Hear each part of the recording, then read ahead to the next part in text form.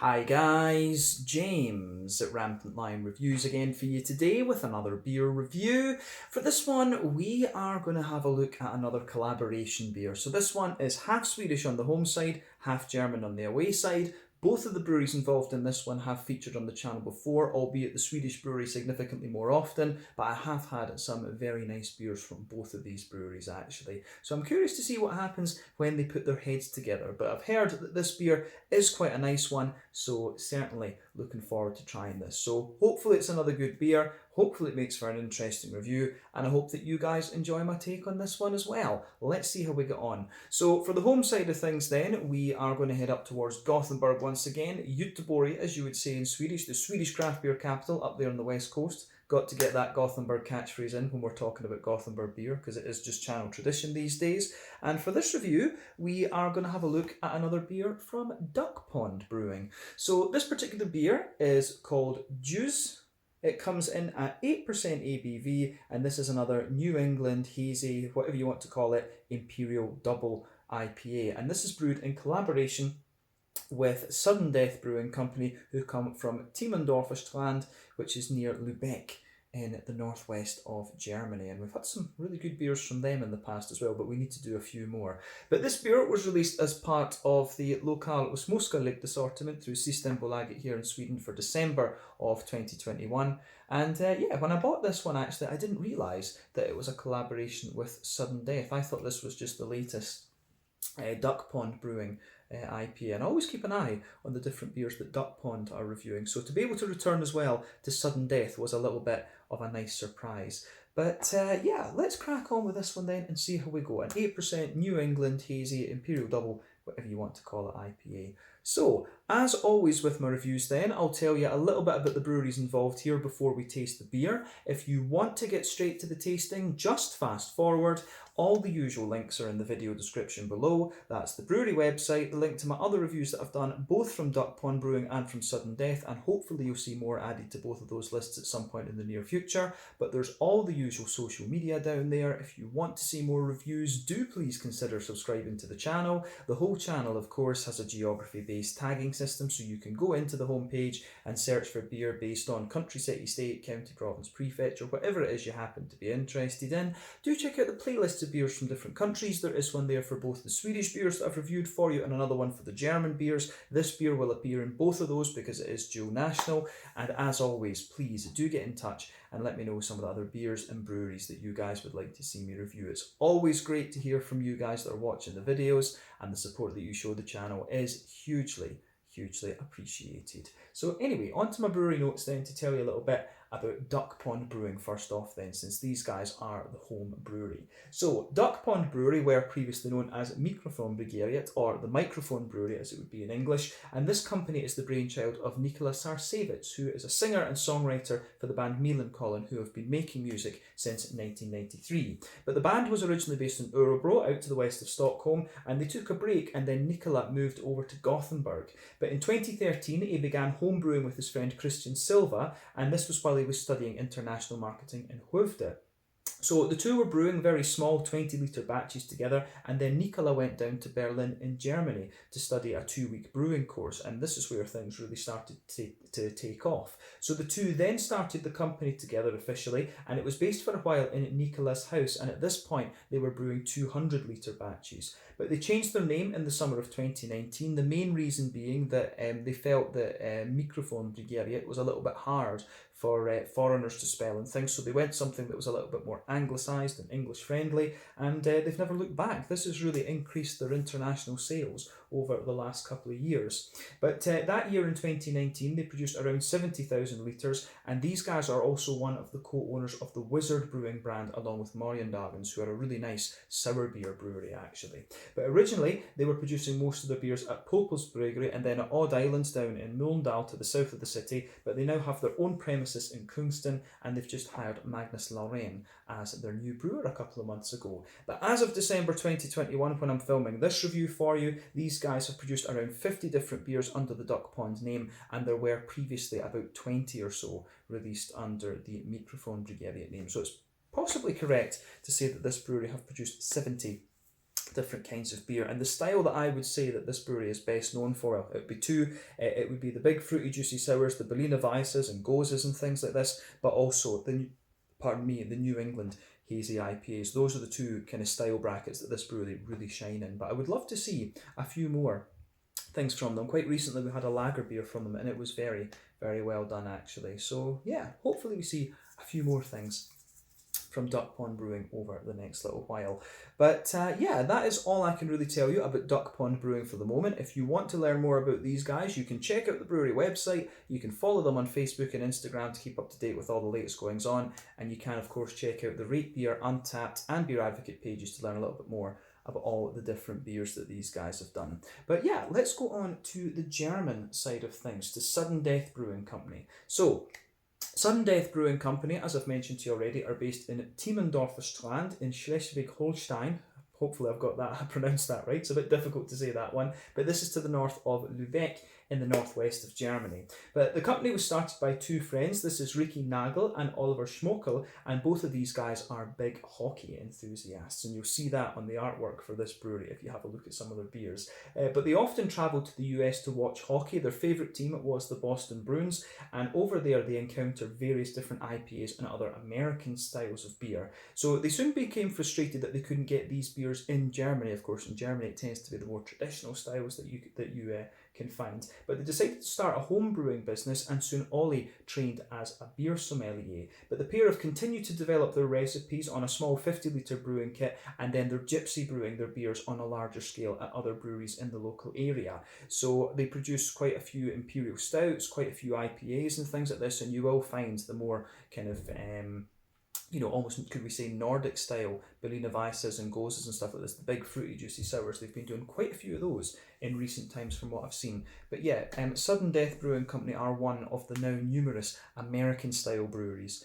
in Germany, and it's really cool to see Germany with such a massive brewing heritage trying its hand at these American beer styles. Actually, there's a really interesting scene like that going on in Germany just now. But as of December 2021, when I'm filming this review for you, these guys have produced around 75 different kinds of beer under the Sudden Death Brewing name, and like I said, they produce a lot of IPAs and imperial stouts and stuff like this. So definitely a brewery that you need to check out if you haven't already, and it's a brewery that I do need to explore a little bit more, because I've only reviewed one of their own beers, I think, and then a couple of the other ones have all been collaborations with Swedish or Danish breweries, if memory serves me correctly. So I do need to try and get a few more Sudden Death Brewing Company beers.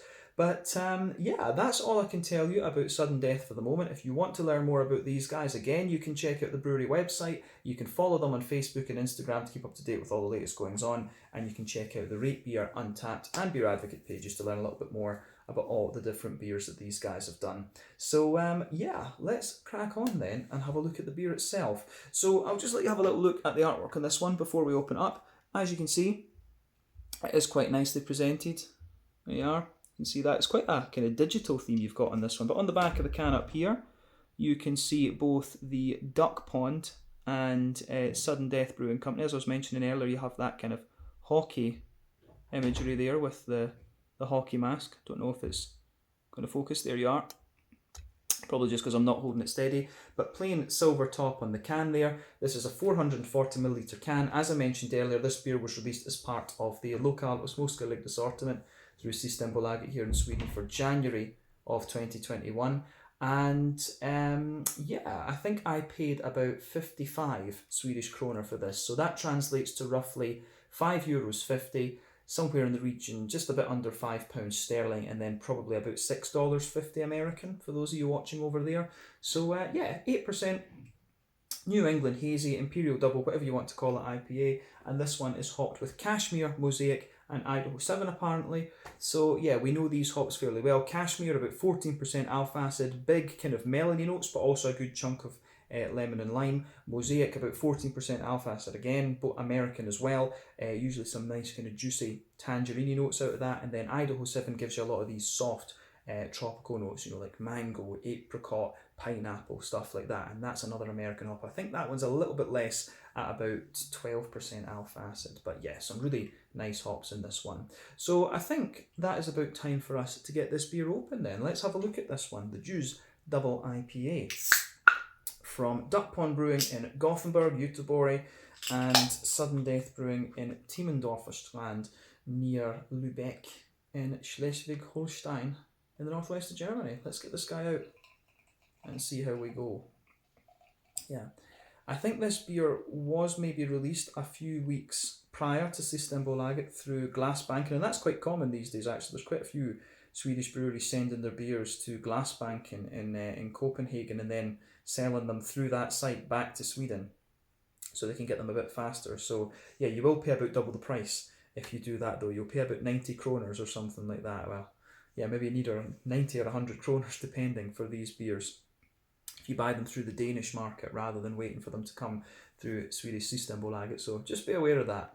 But yeah, I have to say this one does look very, very nice. I'm not sure how well the colour is going to show up on this one. I still need to sort out an overhead light actually for in here, but it certainly does look the part of a New England IPA this. So as you can see, first off, before the head disappears, this beer has poured with a little bit over a half finger of a frothy, I would say perfect whitehead. It doesn't look creamy or anything like that. That's a perfect whitehead that's on this one. There's one or two big bubbles sticking towards the side of the glass, a few little ones going up toward the bottom of the head there, but overall it does look pretty nice this. And I think in terms of colour, we can say this beer is a lovely, very bright sort of yellow. I always like comparing these beers to different fruit juices, the New England IPAs, because that's what their appearance really reminds me of.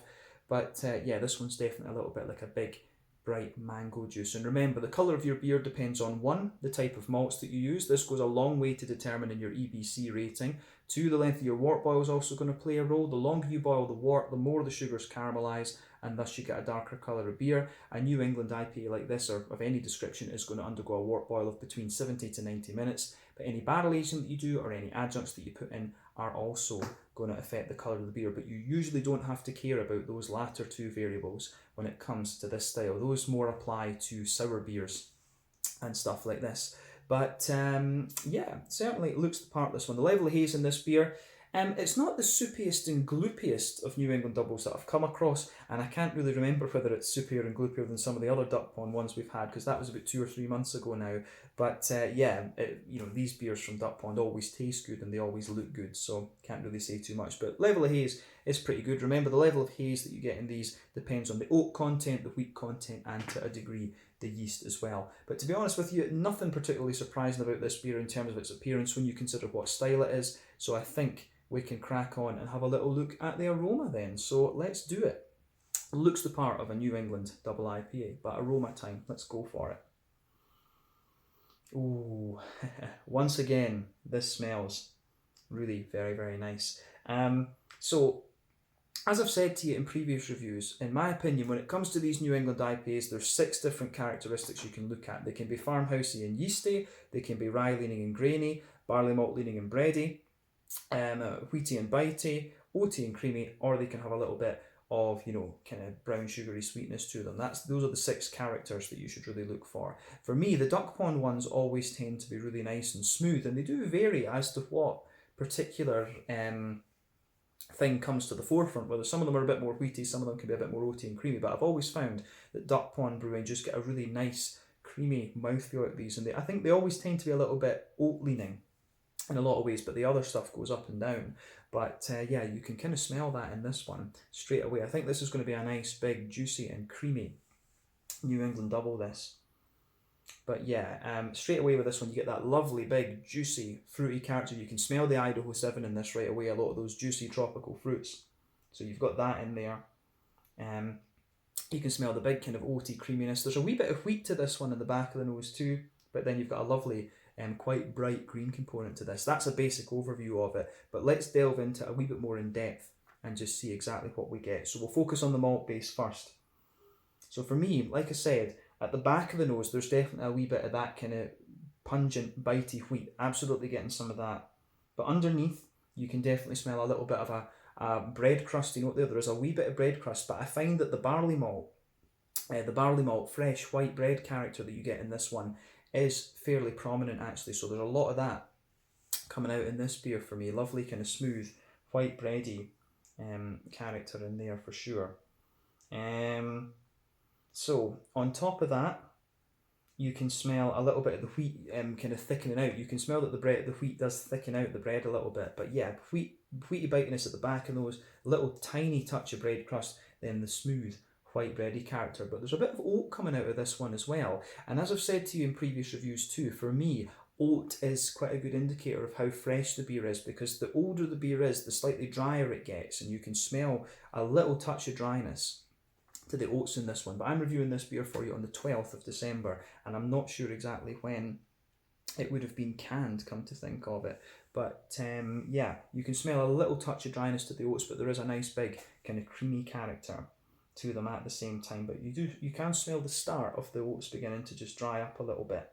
But on the sweet side of things, this beer does show a wee bit of sweetness actually. So at 8% you'd expect that, to be honest. And with the colour of this one, you can see maybe there is a slightly brown sugary leaning malt in this one, like maybe a bit of golden promise or something like that.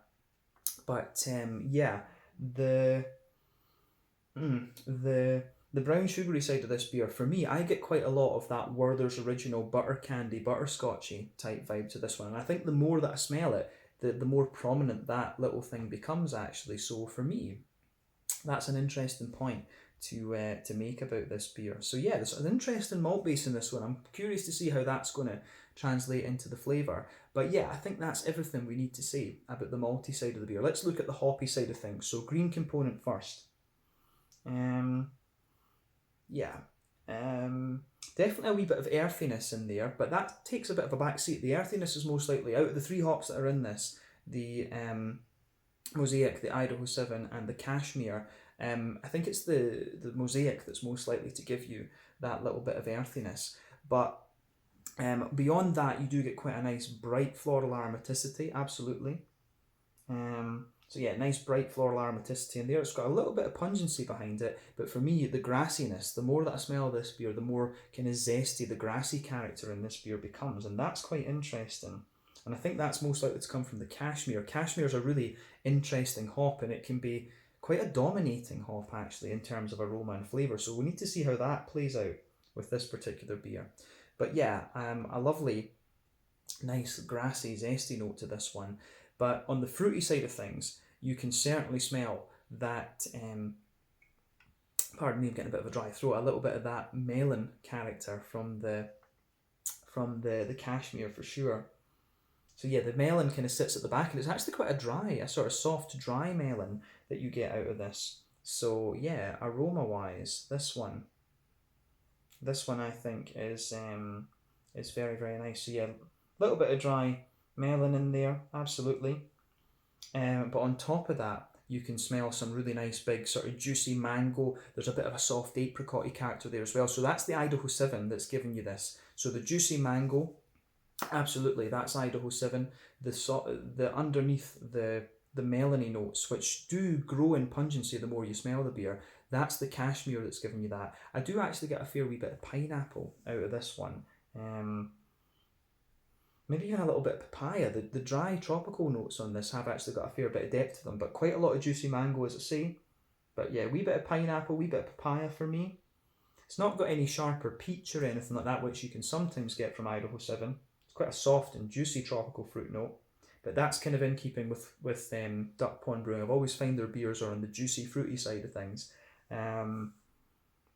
So yeah, that's quite nice. But the more that you smell of this beer, I think you start to get quite a bit of orange. You start to get that big juicy tangerine note from the Mosaic that you expect, but there's also a good little bit of lime, and it's quite a juicy, bright lime that's coming out of this one. So you can smell that mixing in with the kind of tangerine orange. I think the tangerine orange from the Mosaic sits at the front, and then the more limey character from the Cashmere just sits a little bit underneath that. But on the fruity side of things, this is really nice. Big, juicy orange and lime, a good bit of a juicy mango in there as well, and you can just smell that more lemony note, that kind of melon, mix that up, the melon note underneath from the Cashmere. But the Cashmere doesn't dominate overly in this aroma. This one's actually quite well balanced.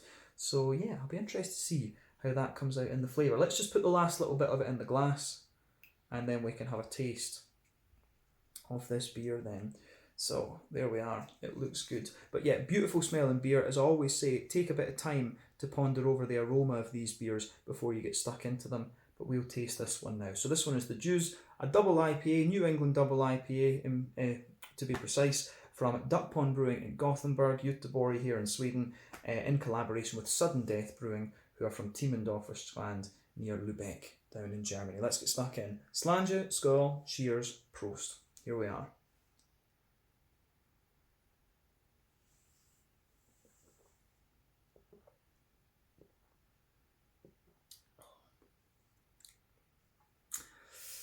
Yeah, that's really damn good.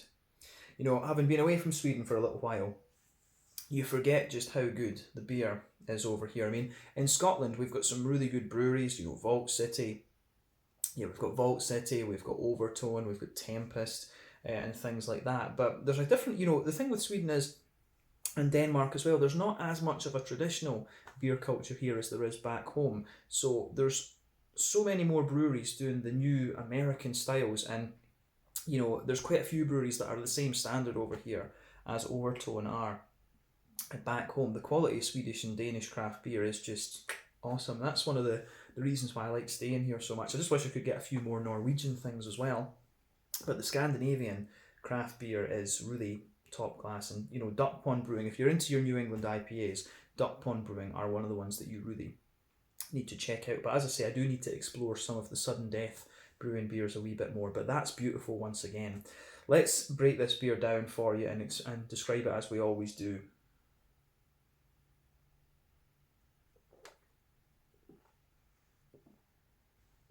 So, where to start with this one then? Just as an overview, it's quite a smooth, again quite oaty and creamy leaning beer in terms of the malt base. The green component is quite bright and zesty in this one actually, and then you've got a lovely juicy fruity character to it, this one. So this feels a little bit different compared to, it doesn't feel quite as thick in a sense as some of the other Duck Pond ones that I remember having, but it's certainly got the kind of pungency of flavour that you always used to get from them. So yeah, but I said the same about the last one that we had. That was the Apex Brewing one. So probably I think what happens is I remember what these beers roughly taste like from the Swedish breweries, but the mouthfeel, I forget what the mouth feels like, because as I say, I said the same about the Apex one, that it, you know, tasted similar to what we'd had before, but mouthfeel felt a bit different. So maybe it's just time away that's given me that perception. But yeah, let's go for this one. Let's look at the malt base then.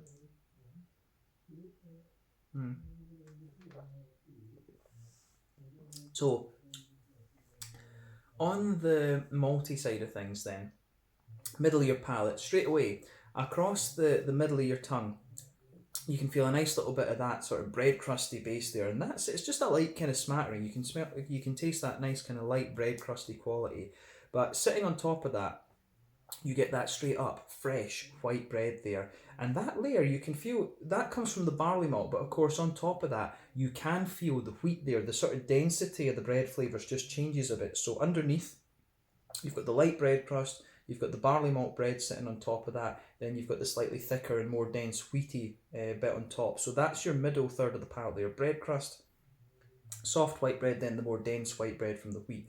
That's pretty nice. So yeah, middle third of your palate there. That continues into the back third of your palate as well, but we'll come back to that a little bit later on. So yeah, it is quite nice in that sense. It does, the more that you drink look at this one, the further you go into the aftertaste, the more bready it becomes. The oaty character in this is quite interesting too, and there is a wee bit of dryness to the oaty character in this beer as well. So let's focus on the oat side just now.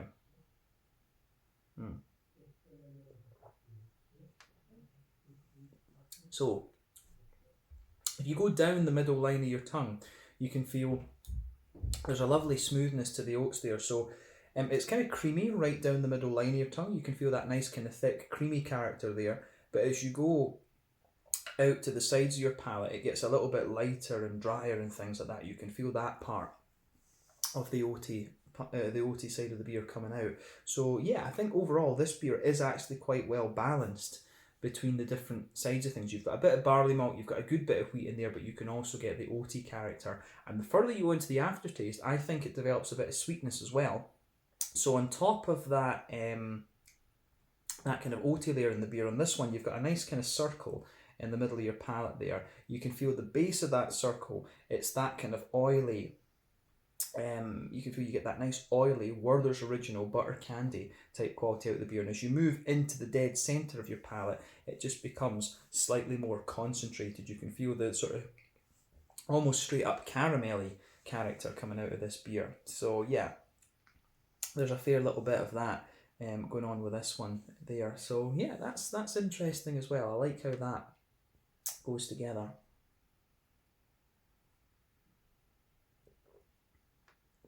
So yeah, nice, I think, yeah, nice quite concentrated caramel note in the middle of your palate, and as I say, you move further out from that. The other thing as well, you'll notice on top of that kind of Werther's Original, it does get a little bit kind of biscuity, like a McVitie's Digestive biscuity sort of thing.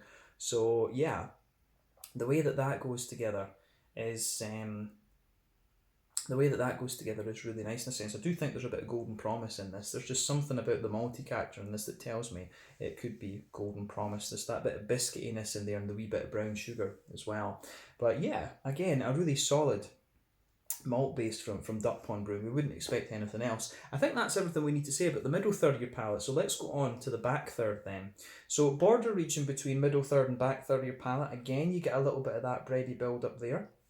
The base of the back third of your palate, you get the bread crust coming out, and it becomes a little bit more kind of intense and grainy in a sense. On top of that, you get the lighter white bread. You can feel that layer is a little bit thicker. Then on top of that, you get the wheaty character. And remember, the wheat is the thing that gives you the more dense bready flavours. But you can feel the further back on the palate you go, it gets a little bit more kind of bitey. There is a little bit of a wheaty, bitey character coming out of this one. So I really like how that goes together in this beer. It gets a thumbs up from me in that sense. So yeah, that's pretty awesome.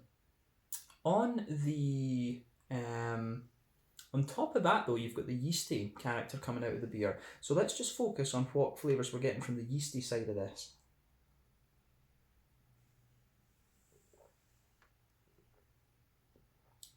So yeah, yeasty side of this beer, on top of that wheaty layer, you'll feel a little bit of a slightly drier, bready sort of thing. It's got a wee bit of a kind of crackery, woody character to it. So just you get that layer of bread that sits on top of the wheat there on that back third of the palate. For me, as I say, there's a little bit of a crackery character, so a little touch of a kind of grainy spice to it, but it's also just a little bit woody. So yeah, the yeasty character in this one is kind of interesting, and I think the malt is overpowering quite a bit of the yeasty character in this one, because the yeast tastes quite different from the malty flavours that are in this. So just pay attention to that at the back, the top layer of the back third of your palate. But anyway, as I always say, on the back third of your palate, the flavour feels quite a bit taller than the middle third. So as you come further forward, you can feel the flavour just condenses down a wee bit and squashes together. So that is your malty, yeasty side of the beer. And as always with Duck Pond, it's pretty solid. I think I need to try one of Sudden Death's own New England Double IPAs and see what they're like. I think it's been stouts that I've reviewed from these guys, if memory serves me correctly. But I know you can get them at Kiosk in Copenhagen, so I'll keep my eye out there. But yeah, that covers the malty, yeasty side of the beer. Let's focus on the hoppy side of things. So back corners of the palate, you do have a nice little bit of earthiness in there. That's the mosaic, but as you come further forward, you get a little touch of a herbal character, but still a wee bit of earthiness. And as you reach the kind of front corners of the palate, you've got a little bit more of a kind of floral aromaticity. So yeah, a nice big floral aromaticity to this one. And then around the front curve of the palate, it's a little bit lighter and grassy. I wouldn't say that the green component is overly pungent in this one, but the grassy side of it has a little bit of zestiness to it. And when cashmere is in the mix, that's kind of to be expected, to be honest with you. So yeah, that's definitely worth remembering. But yeah, let's look at the front third of your palate then, and the fruity side of the beer. So border region between front third and middle third of your palate. Again, you get a little bit of a bready build up there. You can feel a wee bit of the bread crust. Then the base of the front third of your palate. The base of that front third of your palate, you can feel it's more, you've got a sort of white bready character there. Maybe a little bit of the oatiness coming out too. And then on top of that, you get that nice oily bubble where the juicy fruity esters just roll their way out of the beer.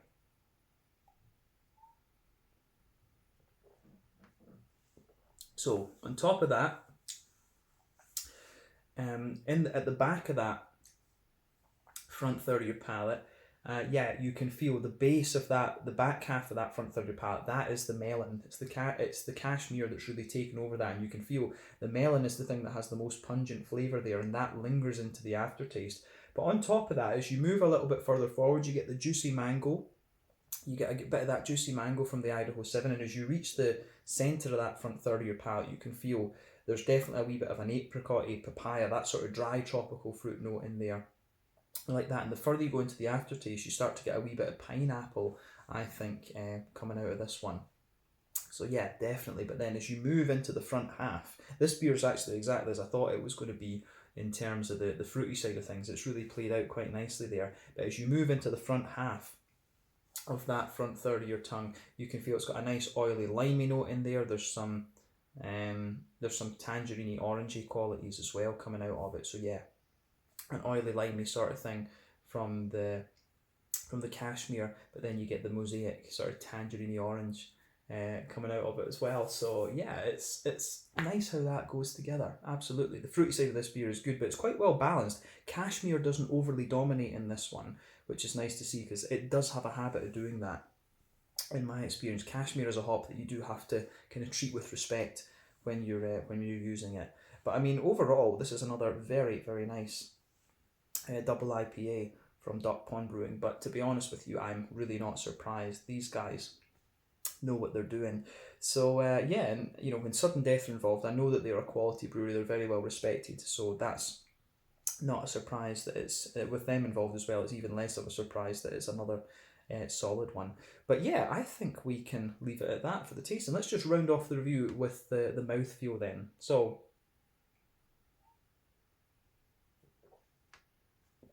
mouthfeel wise, pushing towards the top end of mid-bodied. The carbonation is very, very smooth. For me, the beer, it has a little bit of a kind of oily slickness, and I think the more that I've drunk of this one, the mouthfeel kind of thickens up a wee bit, but it's got a nice oily slickness to it, but at the same time, there is a bit of the oaty creaminess in there, so it's got a good balance between that. In terms of IBUs, I think this one's probably about 40. I think it's about 40 IBUs, and the standard for a New England IPA is about 30, but when you take it to a double, sometimes they add a little bit more bitterness. So I think about 40 IBUs with this. The malt base, as we said, it's got a little bit of dryness to it and quite a bit of smoothness and creaminess, and you've also got you also have a bit of that kind of sweetness coming out of it too. There's a nice little bit of a kind of brown sugary sweetness in there, I would say. So yeah, good balance in the malt base, and the fruits, as we said, are quite nicely balanced as well. You've got a good bit of citrusy character to this one. I think it does lean more towards the citrusy side of the spectrum, but you do have a bit of tropical character as well. But overall, another very well done New England double, this one, and not surprising, as I've repeated a few times in this review. But I think we can leave it at that for this one. This is the Djooz, a double IPA, New England double IPA from Duck Pond Brewing in Gothenburg, Göteborg, and Sudden Death Brewing in Timmendorfer Strand near Lübeck down in Germany. Very good stuff once again. So yeah, nice to return to these guys, and I hope you enjoyed my take on this one. So thank you again for watching my beer reviews. Until the next time, please like, subscribe, share, all the usual YouTube stuff. Let me know your own thoughts on this beer in the comment section below. Let me know what your favourite beers are, both from Duck Pond and from Sudden Death, and hopefully we can return it to both of these guys at some point soon. But check out this beer, it's definitely worth it, and this has been a nice return to Duck Pond, and hopefully we've got a few more Sudden Death reviews coming up. Slàinte just now, check out my social media, check out theirs, and I'll see you guys in the next one. Slàinte, skål, and cheers.